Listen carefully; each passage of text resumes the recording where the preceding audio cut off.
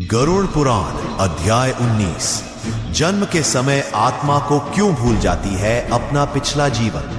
क्या आपने कभी सोचा है कि मरने के बाद सब याद रहता है, लेकिन जन्म लेते ही सब भूल क्यों जाते हैं। जब आत्मा नरक यात्रा, पुनर्जन्म की योजना और यमलोक की पूरी प्रक्रिया से गुजरती है, तब वह थक चुकी होती है।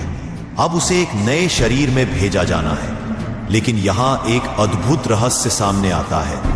जन्म से ठीक पहले आत्मा को सब कुछ याद होता है, उसका पिछला जीवन, उसके पाप पुण्य, उसके पुराने रिश्ते, यमलोक की पीड़ा, सब कुछ।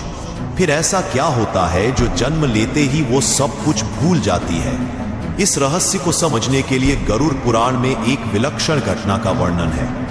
जैसे ही आत्मा को नए गर्भ में प्रविष्ट कराया जाता है, वो 9 महीने मां के गर्भ में अंधेरे में सिकुड़ी हुई अवस्था में रहती है। वो ईश्वर को पुकारती है, हे नारायण, इस बार मैं भूल नहीं करूंगा, पाप नहीं करूंगा, केवल धर्म का मार्ग चुनूंगा। और फिर जन्म का समय आता है। उसी क्षण एक रहस्यमयी शक्ति, कहा जाता है, आत्मा पर डाल दी जाती है। ये चादर भगवान की ही दी हुई होती है।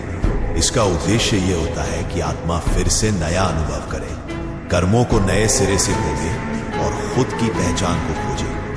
अब वो शिशु बन चुकी आत्मा न रोना जानती है, न बोलना, न अपने अस्तित्व। उसका पूरा जीवन एक नई किताब की तरह खुलता है, लेकिन पन्नों में जो लिखा है वो पिछली किताबों से तय हो चुका है। सवाल उठता है, भगवान ऐसा क्यों करते हैं? इसका उत्तर भी गरुड़ पुराण में है। अगर आत्मा को अपने पूर्व जन्म की सारी बातें याद रहे, तो वो वर्तमान जीवन का अनुभव नहीं कर पाएगी।